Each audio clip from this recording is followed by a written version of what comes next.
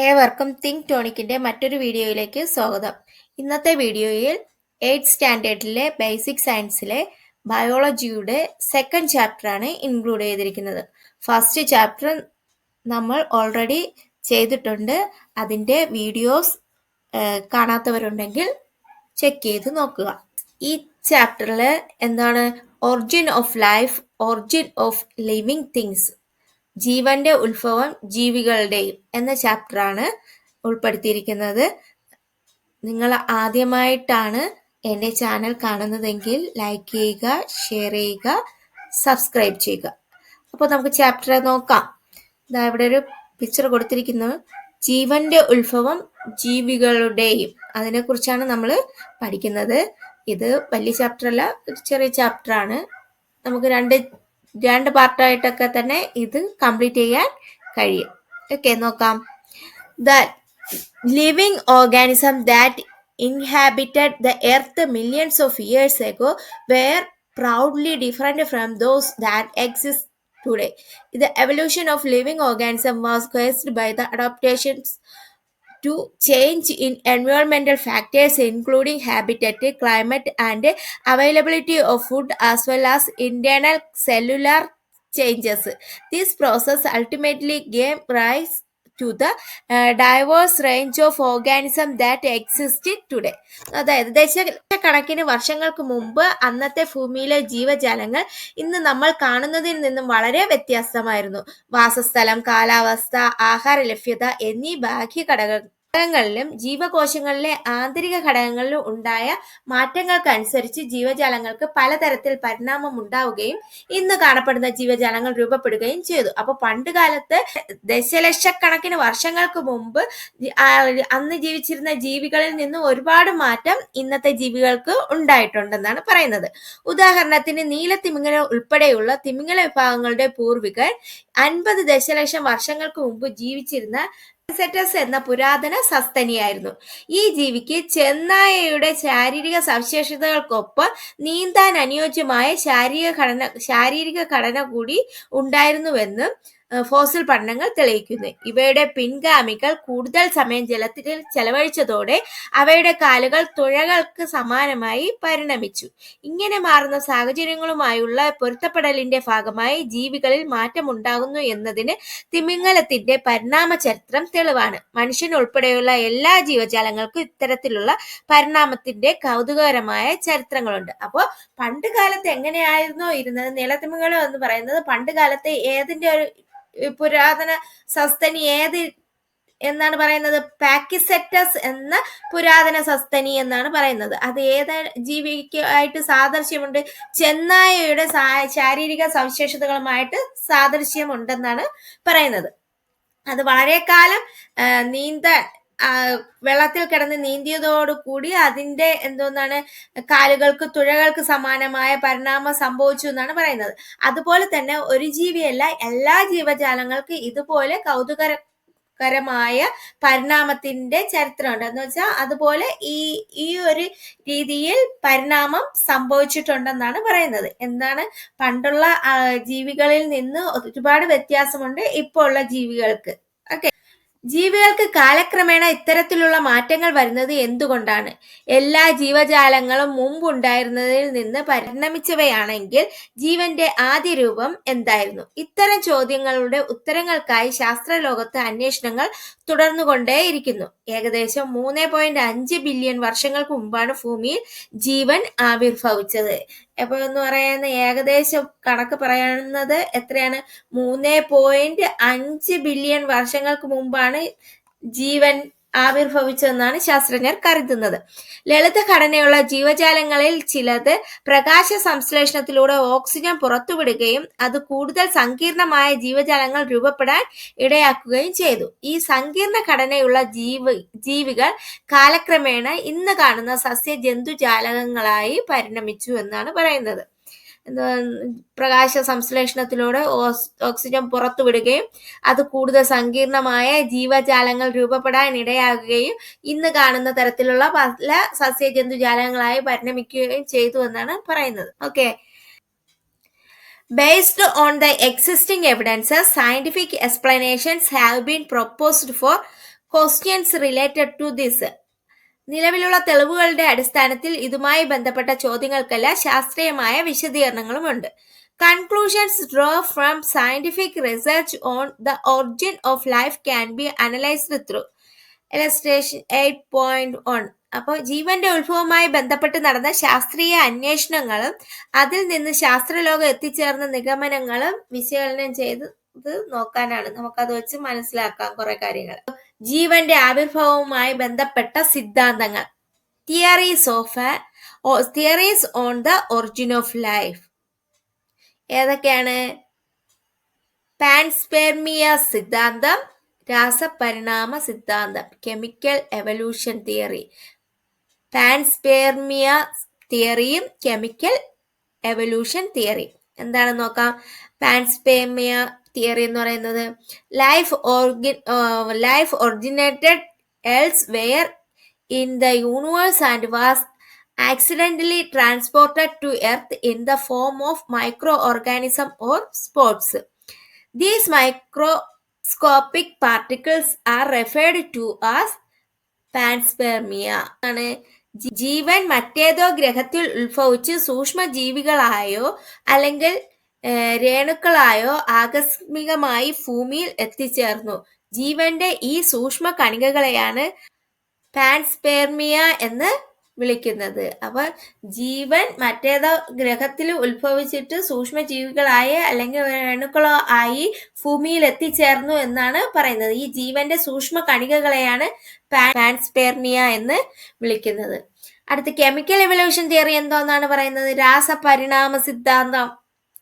The chemical evolution theory explained that life originated as a result of changes in the combination of chemical substances in the ocean under the unique conditions of the primitive earth.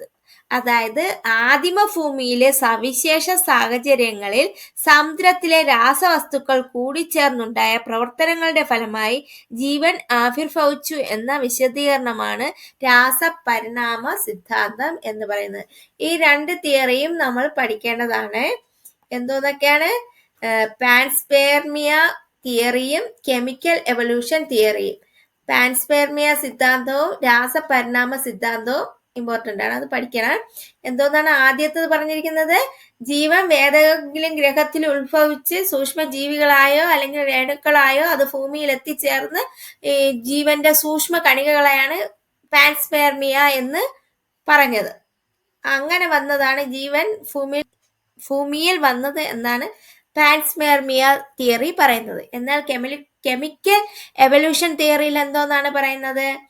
ആദിമഭൂമിയിലെ സവിശേഷ സാഹചര്യങ്ങൾ സമുദ്രത്തിലെ രാസവസ്തുക്കൾ എല്ലാം കൂടെ കൂടിച്ചേർന്നുള്ള പ്രവർത്തനങ്ങളുടെ ഫലമായിട്ടാണ് ജീവൻ ആവിർഭവിച്ചു എന്നാണ് രാസപരിണാമ സിദ്ധാന്തം പറയുന്നത്. രണ്ടും മനസ്സിലായോ? ഒന്ന് മറ്റേതോ ഗ്രഹത്തിൽ ജീവൻ ഉത്ഭവിച്ച് അത് ഭൂമിയിലേക്ക് വന്നു എന്ന്, സൂക്ഷ്മജീവികളായിട്ട് അല്ലെങ്കിൽ സൂക്ഷ്മ കണികകളായിട്ട് ഭൂമിയിലെത്തി എന്നാണ് പാൻസ്പെർമിയ സിദ്ധാന്തം പറയുന്നത്.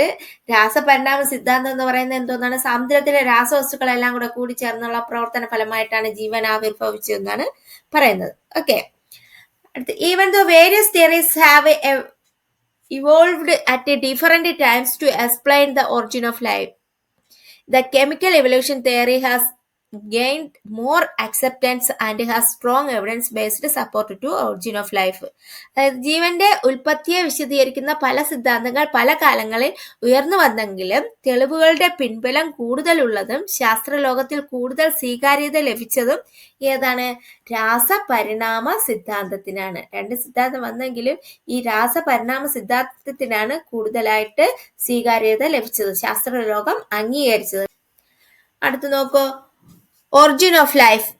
How would have been life originated through the chemical evolution process? Analyze the given information and record your findings using indicators. അതായത് ജീവന്റെ ആവിർഭാവം എങ്ങനെയായിരിക്കും രാസപരിണാമ പ്രക്രിയയിലൂടെ ജീവന് തുടക്കം കുറിച്ചിട്ടുണ്ടാവുക? നൽകിയിരിക്കുന്ന വിവരങ്ങൾ വിശകലനം ചെയ്ത് നമ്മുടെ കണ്ടെത്തലുകൾ രേഖപ്പെടുത്താനാണ് പറഞ്ഞിരിക്കുന്നത്. ഓക്കെ, നോക്കാം. എന്താണ് അറ്റ്മോസ്ഫിയർ ഓഫ് പ്രിമിറ്റീവ് എർത്ത്? ആദിമഭൂമിയിലെ അന്തരീക്ഷം. അറ്റ്മോസ്ഫിയർ. ആദിമ ഭൂമിയിലെ അന്തരീക്ഷം എങ്ങനെയുള്ളതായിരുന്നു? Atmosphere of primitive earth. ആദിമ ഭൂമി, പ്രിമിറ്റീവ് എർത്ത്, ആദിമ ഭൂമിയിലെ അന്തരീക്ഷം, പണ്ടത്തെ അന്തരീക്ഷം, പണ്ട് കാലത്തെ ഭൂമിയിലെ അന്തരീക്ഷം എങ്ങനെയായിരുന്നു? ജീവൻ ഉത്ഭവിക്കുന്ന ആ ഒരു ടൈമിലുള്ള അന്തരീക്ഷം എങ്ങനെയായിരുന്നു? ഹൈ ടെമ്പറേച്ചർ, ഉയർന്ന താപനില, hydrogen, methane, carbon dioxide, hydrogen sulphide, ammonia, water vapour. എന്തൊക്കെ വാതകങ്ങളായിരുന്നു, ഗ്യാസസ് ആയിരുന്നു ഉണ്ടായിരുന്നത്? ഹൈഡ്രജൻ, methane, carbon dioxide, hydrogen sulphide, ammonia, നീരാവി എന്നീ ഗ്യാസുകളായിരുന്നു അപ്പോഴുണ്ടായിരുന്നത്. നോ ഫ്രീ ഓക്സിജൻ, സ്വതന്ത്ര ഓക്സിജൻ ഇല്ലായിരുന്നു. മൂന്നാമത്തത്. പിന്നെ എന്തോന്നാണ്? The condensation of steam, prolonged rainfall and the formation of ocean. പിന്നെന്തോന്ന് സംഭവിച്ചു? നീരാവി ഘനീഭവിച്ച് ഏറെക്കാലം നീണ്ടു നിന്ന മഴയും സമുദ്ര രൂപീകരണം. പിന്നെ മഴ പെയ്തു, മഴ കൂടിക്കൂടി വന്ന് അതെന്തോന്നായിട്ട് വന്ന് സമുദ്രങ്ങൾ രൂപപ്പെട്ടു. സമുദ്രങ്ങളിൽ നിന്നാണ് ജീവൻ ഉത്ഭവിച്ച എന്നാണ് നമ്മളുടെ ഈ രാസപരിണാമ സിദ്ധാന്തം പറയുന്നത്, അല്ലെ? അത് കഴിഞ്ഞിട്ട് എന്തോന്നാണ്? ഓഷ്യൻസ് ഉണ്ടായി. Oceans formed by dissolving various substances. അത് കഴിഞ്ഞിട്ട് എന്തോന്നാണ്? വിവിധ പദാർത്ഥങ്ങൾ ലയിച്ചു ചേർന്ന്, ഈ സമുദ്രജലത്തിൽ വിവിധ പദാർത്ഥങ്ങൾ ലയിച്ചു ചേർന്നു. അങ്ങനെ ഉണ്ടായ കെമിക്കൽ റിയാക്ഷൻസ് വഴിയൊക്കെയാണ് രാസപ്രവർത്തനം വഴിയാണ് ജീവന്റെ ഉത്ഭവം ഉണ്ടായതെന്നാണ് പറയുന്നത്, അല്ലെ? മനസ്സിലായ? ഇത് ഇമ്പോർട്ടൻ്റ് ആണ്, പഠിക്കണം. Atmosphere of primitive earth. Primitive cell എങ്ങനെയാണ് രൂപപ്പെട്ടതെന്ന് നോക്കാം. ആദിമകോശം എന്തായിരുന്നു? സോഴ്സസ് ഓഫ് എനർജി ഏതൊക്കെ വേണമായിരുന്നു? Sunlight, lightning, ultraviolet rays, volcanic eruption. ആദ്യം formation of simple biomolecules in ocean. സമുദ്രത്തിൽ ലഘു ജൈവ കണികകൾ രൂപപ്പെട്ടു. രാസപ്രവർത്തനം വഴി, നമ്മൾ നേരത്തെ പറഞ്ഞില്ലേ, രാസപ്രവർത്തനം വഴിയാണ് സമുദ്രത്തിൽ ജീവന്റെ അംശം രൂപപ്പെട്ടതെന്നാണ് പറഞ്ഞത്. അതുപോലെ ആദ്യം ലഘു ജൈവ കണികകൾ രൂപീകരിക്കപ്പെട്ടു. അത് കഴിഞ്ഞിട്ട് ഫോർമേഷൻ ഓഫ് കോംപ്ലക്സ് ബയോമോളിക്യൂൾസ്. അത് കഴിഞ്ഞിട്ട് സങ്കീർണ ജൈവ കണികകളുടെ രൂപീകരണം. രണ്ടാമത് സങ്കീർണ ജൈവ കണികകൾ രൂപപ്പെട്ടു. അത് കഴിഞ്ഞ് A complex molecule called nucleic acid and the lipid Seth forms. Nucleic acid എന്ന സങ്കീർണ തന്മാത്രയും കൊഴുപ്പും ഒക്കെ ആവരണം ചെയ്ത് രൂപപ്പെട്ടു ന്യൂക്ലിയ. അപ്പോ ആദ്യം കണികളുടെ ലഘു ജൈവ കണികകളായി, പിന്നെ സങ്കീർണ ജൈവ കണികകളായി, പിന്നെ ന്യൂക്ലിക് ആസിഡ് വന്നു. മൊത്തത്തില് കൊഴുപ്പൊക്കെ ആവരണം ചെയ്തപ്പെട്ട് രൂപപ്പെട്ടു. അങ്ങനെയാണ് പ്രിമിറ്റീവ് സെല്ല്, ആദിമകോശം ഉണ്ടായതെന്നാണ് പറയുന്നത്. സ്വയം ഇരട്ടിക്കുവാൻ ശേഷിയുള്ളത് എന്ന് വെച്ചാൽ വിഭജിക്കാൻ കഴിവുള്ളതായിട്ടുള്ള ആദിമകോശം ആദ്യം രൂപപ്പെട്ടത്. അതിന് വേണ്ടിയിട്ടുള്ള ഊർജ സ്രോതസ് എന്തൊക്കെയായിരുന്നു? Sunlight, lightning, ultraviolet rays, volcanic eruptions. Okay, മനസ്സിലായ?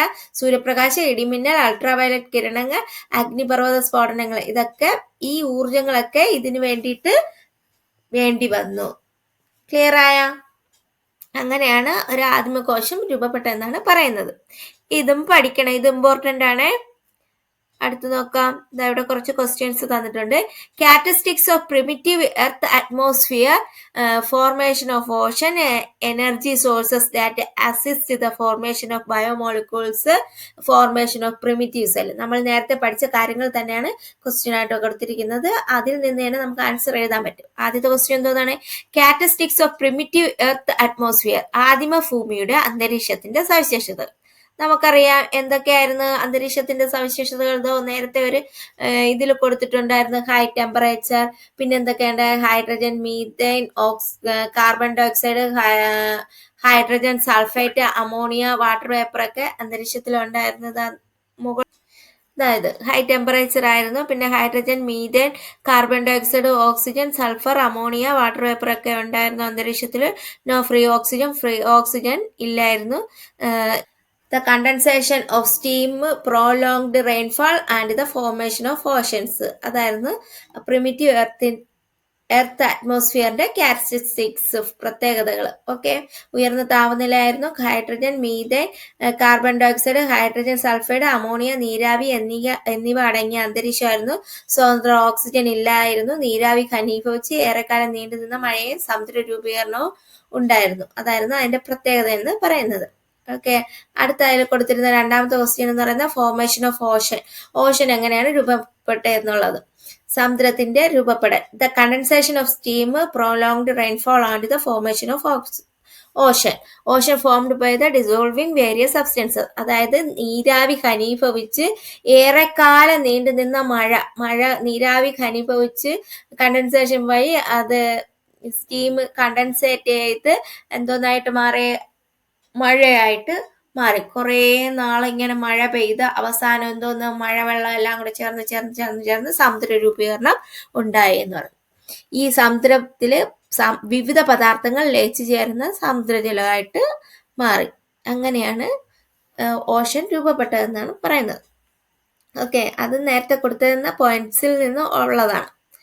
അടുത്ത നോക്കുക, അടുത്ത അതിൽ കൊടുത്തിരുന്ന question, energy sources that assist the formation of biomolecules. ജൈവ കണികകളുടെ രൂപീകരണത്തിന് സഹായമായ ഊർജ സ്രോതസ്സുകൾ. അത് അതിൽ തന്നെ ഉണ്ടായിരുന്നു. ഏതൊക്കെയായിരുന്നു? Sunlight, lightning, ultraviolet rays, volcanic eruptions. പ്രകാശം, സൂര്യപ്രകാശം, ഇടിമിന്നൽ, അൾട്രാവയലറ്റ് കിരണങ്ങൾ, അഗ്നിപർവ്വതങ്ങൾ.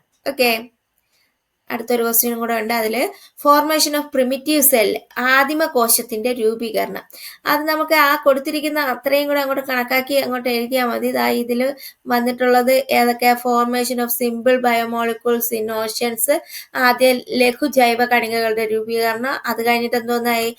കോംപ്ലക്സ് ബയോമോളിക്യൂൾസ് ആയി. അത് കഴിഞ്ഞിട്ട് എന്തോന്നായി? ഒരു ന്യൂക്ലിക് ആസിഡ് ഫോം ചെയ്ത് അതിൽ കൊഴുപ്പും ആവരണമൊക്കെ ഉണ്ടായി.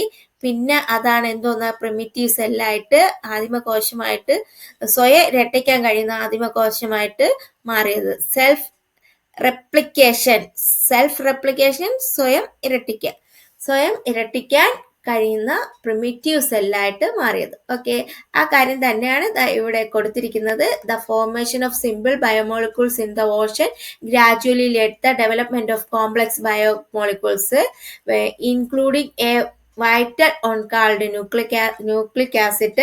Along with the formation of lipid sheath, these components came together to form a primitive cell capable of self-replication. അതായത് സമുദ്രത്തിൽ ലഘു ജൈവമാലികൾ രൂപപ്പെടുന്നതിലൂടെ ക്രമേണ സങ്കീർണ ജൈവമാലികൾ രൂപപ്പെട്ടു.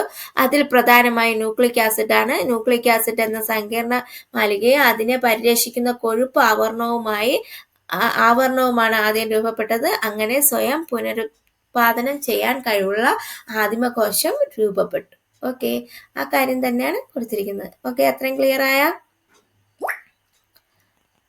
അടുത്ത് നോക്കാം.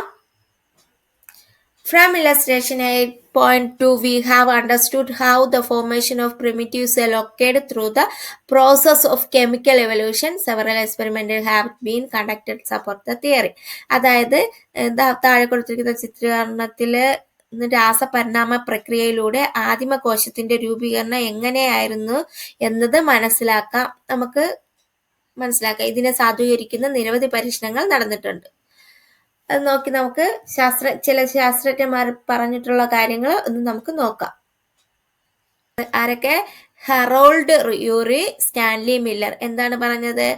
Together proved that the fundamental units responsible for the origin of life can be from simple gases. ജീവന്റെ ഉത്ഭവത്തിന് കാരണമായ നിർമ്മാണ ഘടകങ്ങൾ ലളിതമായ വാതകങ്ങളിൽ നിന്ന് രൂപപ്പെടുമെന്ന് തെളിയിച്ചു. ആരൊക്കെ? ഹറോൾഡ് യൂറിയും സ്റ്റാൻലി മില്ലറും കൂടെ ചേർന്ന്. എന്തോന്നാണ്? ലളിതമായ വാതകങ്ങളിൽ നിന്നാണ് ജീവന്റെ ഉത്ഭവം ഉണ്ടായതെന്നാണ് ആര് പറഞ്ഞ? ഹറോൾഡ് യൂറിയും സ്റ്റാൻലി മില്ലറും പറഞ്ഞത്. അടുത്ത് നോക്ക്, സിഡ്നി ഫോക്സ് എന്താണ് പറഞ്ഞത്? Proved that molecules similar to proteins can be synthesised artificially. എന്തോന്നാണ് പറഞ്ഞ? പ്രോട്ടീനുകൾക്ക് സമാനമായ തന്മാത്രകളെ കൃത്രിമമായി നിർമ്മിക്കാനാവുമെന്ന് തെളിയിച്ചു. അദ്ദേഹം എന്താണ് പറഞ്ഞത്? പ്രോട്ടീനുകൾക്ക് സമാനമായ തന്മാത്രകളെ കൃത്രിമമായി നിർമ്മിക്കാൻ കഴിയുമെന്ന് അദ്ദേഹം തെളിയിച്ചു. അടുത്ത് ജോവൻ ഓർ എന്താണ് പറഞ്ഞത്? Adenine one of the key building blocks of nucleic acid was artificially synthesized. എന്താണ് പറഞ്ഞത്? ന്യൂക്ലിക് ആസിഡുകളിൽ പ്രധാന നിർമ്മാണ ഘടകങ്ങളിൽ ഒന്നായ അഡിനിൻ എന്ന നൈട്രജൻ ബേസ് കൃത്രിമമായി നിർമ്മിച്ചു. അദ്ദേഹം എന്താണ് കണ്ടുപിടിച്ചത്? ന്യൂക്ലിക് ആസിഡുകളിലെ നിർമ്മാണ ഘടകമായ അഡിനിൻ എന്ന നൈട്രജൻ ബേസ് കൃത്രിമമായി നിർമ്മിച്ചു. അഡിനിൻ കൃത്രിമമായി നിർമ്മിച്ചു. ഓറോ സിഡ്നി ഫോക്സ് എന്താണ് പറഞ്ഞത്? പ്രോട്ടീനുകൾക്ക് സമാനമായ തന്മാത്രകളെ കൃത്രിമമായി നിർമ്മിക്കാൻ കഴിയുമെന്ന് സിഡ്നി ഫോക്സ് പറഞ്ഞു. പിന്നെ ഹറോൾഡ് യൂറിയയും സ്റ്റാൻലി മില്ലറും കൂടെ എന്താണ് പറഞ്ഞത്? ജീവന്റെ ഉത്ഭവം എന്ന് പറയുന്ന ഏതിൽ നിന്നാണ്? ലളിതമായ വാതകങ്ങളിൽ നിന്ന് രൂപപ്പെടുമെന്ന് അവര് തെളിയിച്ചു. ഓക്കെ, 4 ശാസ്ത്രജ്ഞന്മാരുടെ പറഞ്ഞ കാര്യങ്ങൾ മനസ്സിലായല്ലോ. There are several experimental evidences to sustain chemical evolution theory.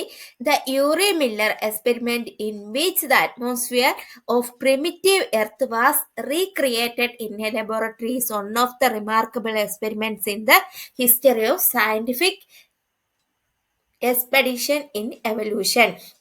അതായത് രാസപരിണാമ സിദ്ധാന്തത്തിന് സാധൂകരണം നൽകുന്ന നിരവധി പരീക്ഷണ തെളിവുകളുണ്ട്. എന്നാലും ആദിമ ഭൂമിയുടെ അന്തരീക്ഷം കൃത്രിമമായി പരീക്ഷണശാലയിൽ പുനഃസൃഷ്ടിച്ചു പരീക്ഷണങ്ങളിൽ യൂറോ മില്ലർ പരീക്ഷണമാണ് ഏറ്റവും ശ്രദ്ധേയമായത്. അപ്പൊ യൂറോ മില്ലർ പരീക്ഷണം എന്തായിരുന്നു? ആദിമ ഭൂമിയുടെ അന്തരീക്ഷം അവർ കൃത്രിമമായി പരീക്ഷണശാലയിൽ പുനഃസൃഷ്ടിച്ചുകൊണ്ടുള്ള ഒരു പരീക്ഷണമാണ് യൂറോ മില്ലർ പരീക്ഷണം നടത്തിയത്. അതാണ് താഴെ കൊടുത്തിരിക്കുന്നത്. നോക്ക്, താഴെ കൊടുത്തിരിക്കുന്നത് ഈ ഒരു പരീക്ഷണമായിരുന്നു. നമുക്ക് അതിന്റെ താഴെ ഒരു ഇൻട്രൊഡക്ഷൻ ഒരു കൺക്ലൂഷൻ തന്നിട്ടുണ്ട്. അത് നോക്കാം. This experiment was conducted by artificially recreating the conditions of primitive Earth in a laboratory. ആദിമ ഭൂമിയിലെ സാഹചര്യങ്ങളെ പരീക്ഷണശാലയിൽ കൃത്രിമമായി സൃഷ്ടിച്ചാണ് ഈ പരീക്ഷണം നടത്തിയത്. ഏത് പരീക്ഷണം? ഇത് euro Miller experiment. Okay, through this experiment, scientists were able to synthesize amino acid, the biomolecules.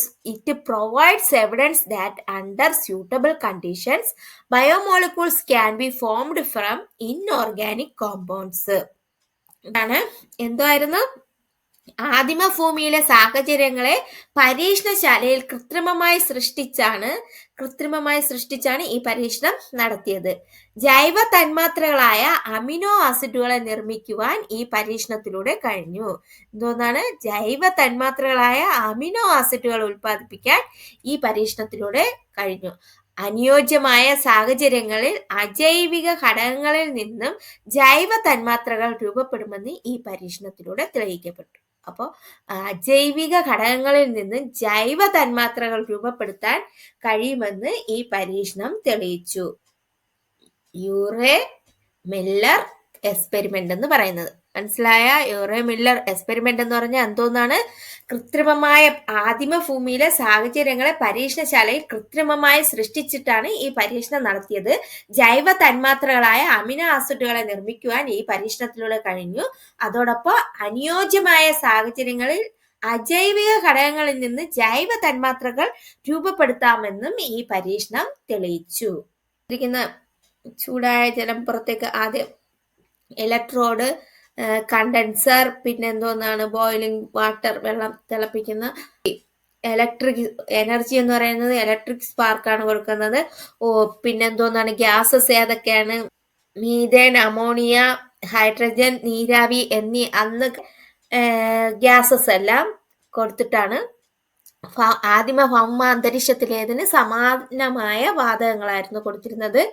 പിന്നെ ചൂടായ ജലം പുറത്തേക്ക് വിടുന്നത്, തണുത്ത ജലം അകത്തേക്ക് പോകുന്നതും, ജൈവകണികകൾ അടങ്ങിയ ജലകണങ്ങൾ കിട്ടുന്നത്, പിന്നെ അമിനോ ആസിഡ് രൂപപ്പെടുന്നത് ഒക്കെ.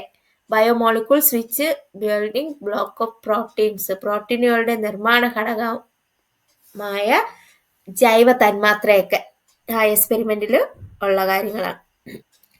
നമുക്ക് ഇത് കഴിഞ്ഞിട്ട് ഒരു ഇത് തന്നിട്ടുണ്ട്. അത് ഈ എക്സ്പെരിമെന്റ് വെച്ച് നമ്മളടുത്ത് എഴുതാനാണ് പറഞ്ഞിരിക്കുന്നത്. എന്തൊക്കെയാണ്? ആദ്യ gases condition in the primitive earth, ആദിമ ഭൂമിയിലെ സാഹചര്യം അനുസരിച്ച് ഉള്ള വാതകങ്ങൾ ഏതൊക്കെയായിരുന്നു? നമ്മളത് പഠിച്ചായിരുന്നു നേരത്തെ. ആദിമ ഭൂമിയിലെ വാതകങ്ങൾ ഏതൊക്കെയായിരുന്നു? ഇതാണ് hydrogen, methane, carbon dioxide, atmosphere, primitive earth കണ്ടോ? അതിൽ hydrogen, methane, carbon dioxide, hydrogen, sulphide, ammonia, water vapour. ഏതൊക്കെയായിരുന്നു കണ്ടീഷൻസ് ഇൻ ദ പ്രിമിറ്റീവ് എർത്തില്? Hydrogen, methane, carbon dioxide, hydrogen, sulphide, ammonia, water vapour. അതായിരുന്നു ആദിമ ഭൂമിയിലെ gases എന്ന് പറയുന്നത്, വാതകം എന്ന് പറയുന്നത്. പരീക്ഷണ സംവിധാനത്തിലെ വാതകങ്ങൾ ഏതൊക്കെയായിരുന്നു? അതാ നമുക്കിവിടെ കണ്ടറിയാം. ഇതാ ഇവിടെ കൊടുത്തിട്ടുണ്ട്. CH4, NH3, H2, H2O. ഏതൊക്കെ? മീഥേനും പിന്നെ അമോണിയ, ഹൈഡ്രജൻ, വാട്ടർ വേപ്പർ. അതായിരുന്നു പരീക്ഷണശാലയിൽ അവരുപയോഗിച്ചിരുന്ന വാതകങ്ങൾ എന്ന് പറയുന്നത്. അടുത്ത energy sources for chemical synthesis. Energy sources എന്തൊക്കെയായിരുന്നു? ലൈറ്റനിങ് ആൻഡ് തണ്ടർ, പിന്നെ sunlight, ultraviolet rays, volcanic eruptions. അത് ഇതിൽ തന്നെ കൊടുത്തിട്ടുണ്ട്, നമുക്ക് അതറിയാം. അങ്ങനെയെങ്കിൽ ഈ എക്സ്പെരിമെന്റിൽ അവർ കൊടുത്തിരുന്നത് എന്തായിരുന്നു? Electric spark. ഭൂമിയിലെ സാഹചര്യത്തില് എന്തൊക്കെയായിരുന്നു എനർജി എന്ന് പറയുന്നത്? എനർജി സോഴ്സസ് എന്തൊക്കെയായിരുന്നു? Sunlight, lightning, ultraviolet rays, volcanic eruptions ആയിരുന്നു. ഇപ്പോഴ് അവർ കൃത്രിമമായി കൊടുത്തിരുന്നത് എന്തായിരുന്നു? ഇലക്ട്രിക് സ്പാർക്ക് ആയിരുന്നു. ഇലക്ട്രിക് സ്പാർക്ക്, വൈദ്യുത സ്പാർക്ക് ആയിരുന്നു. യൂറേ മില്ലറ്റ് എക്സ്പെരിമെന്റിനെ ബേസ് ചെയ്തിട്ടുള്ള ക്വസ്റ്റ്യൻസ് ഏതൊക്കെയാണ്? ഗ്യാസസ് ഏതൊക്കെയായിരുന്നു?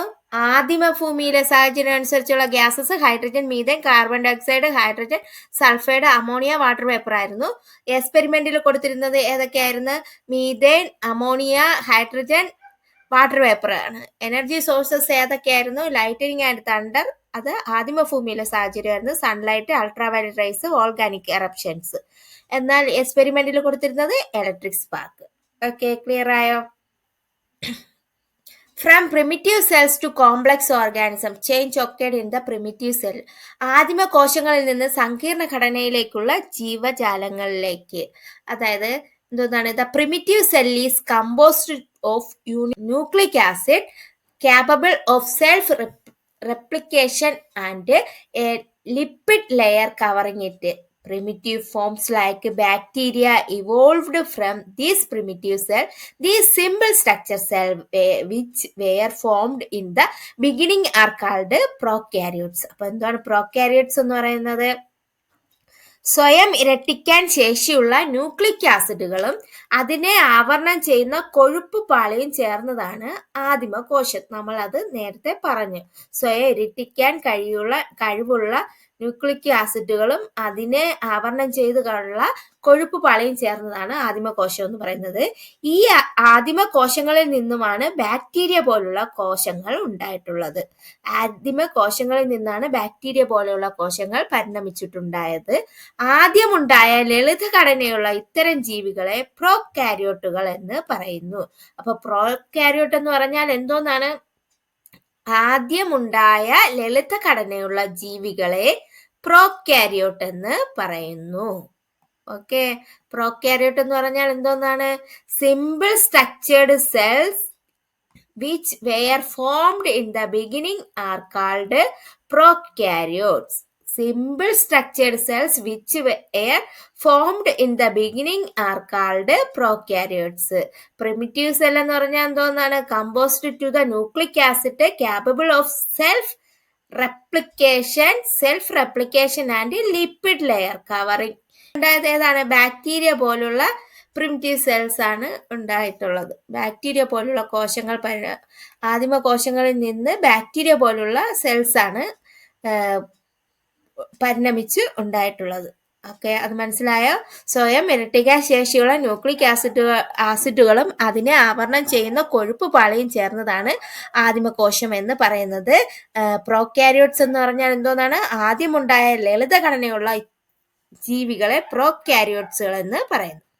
ഓക്കെ, ഇത്രയുമാണ് ഇന്നത്തെ വീഡിയോയിൽ ഉൾക്കൊള്ളിച്ചിരിക്കുന്നത്. അപ്പം നമ്മൾ എന്തൊക്കെ കാര്യങ്ങൾ പഠിച്ചു പെട്ടെന്ന് നോക്കിയിട്ട് വരാം. ഇമ്പോർട്ടൻ്റ് ആയിട്ടുള്ള കാര്യങ്ങൾ നമ്മൾ ജീവന്റെ ആവിർഭാവവുമായി ബന്ധപ്പെട്ട സിദ്ധാന്തങ്ങൾ, theories on the origin of life ഏതൊക്കെയാണ്? പാൻസ്പെർമിയ തിയറിയും കെമിക്കൽ എവല്യൂഷൻ തിയറിയും അത് ഇമ്പോർട്ടൻ്റ് ആണ്, പഠിക്കണം. പാൻസ്പെർമിയ സിദ്ധാന്തവും രാസപരിണാമ സിദ്ധാന്തവും. അത് കഴിഞ്ഞിട്ട് ജീവന്റെ ആവിർഭാവം, atmosphere of primitive earth, primitive എർത്തിലെ അറ്റ്മോസ്ഫിയർ, ആദിമഭൂമിയിലെ അന്തരീക്ഷം അതെന്താണെന്നുള്ളത് അത് പഠിക്കണം. എന്തോന്നാണ് പ്രിമിറ്റീവ് സെൽ, ആദിമകോശം ഉണ്ടായത് എങ്ങനെയാണെന്നുള്ളത് ഈ ഒരു ഇത് പഠിക്കാനുള്ളതാണ്. അത് കഴിഞ്ഞ് അത് ബേസ് ചെയ്തിട്ടുള്ള 4 ക്വസ്റ്റ്യൻസ് ഉണ്ട്, അത് ഇമ്പോർട്ടൻ്റ് ആണ്. പിന്നെന്തോന്നാണ് പറഞ്ഞത്, ഈ 4 ശാസ്ത്രജ്ഞരുടെ ഓരോ കണ്ടുപിടുത്തങ്ങൾ അതും പഠിക്കാനുള്ളതാണ്, അതും പഠിക്കണം. പിന്നെന്തോ യൂറേ മില്ലർ പരീക്ഷണം, ഈ ഒരു കാര്യം നല്ലോണം പഠിക്കണം. അതോടൊപ്പം തന്നെ ഇത് വരയ്ക്കാൻ എഴുതാൻ അടയാളപ്പെടുത്താനും പഠിക്കണം. അതർ എക്സ്പെരിമെന്റ് നല്ലോണം പഠിക്കണം. അതോടൊപ്പം ഈ പറഞ്ഞിരിക്കുന്ന ഈ ഒരു കാര്യവും പഠിക്കാനുള്ളതാണ്. എന്താണ് ആ യൂറേ മില്ലർ എക്സ്പെരിമെന്റ് എന്നാണ് ഈ പറഞ്ഞിരിക്കുന്നത്. ഈ ഒരു പാരഗ്രാഫ് പഠിക്കണം. അതേണക്ക് അത് ബേസ് ചെയ്തിട്ടുള്ള ഈ ക്വസ്റ്റ്യൻസ്. ഓക്കെ, പിന്നെന്താണ് അടുത്തതായിട്ട് പ്രോകാരിയോട്സ് എന്താണെന്നുള്ളതും പഠിക്കണം. ഇത്രയും ക്ലാസ്സിൽ ഉൾക്കൊള്ളിച്ചിരിക്കുന്നത് ഈ പറഞ്ഞ കാര്യങ്ങൾ അത്രയും ഇമ്പോർട്ടൻ്റ് ആണ്. അത്രയും കാര്യങ്ങൾ പഠിക്കണം. ഇതിന്റെ ബാക്കി മറ്റൊരു വീഡിയോയിലൂടെ ഇടുന്നതായിരിക്കും.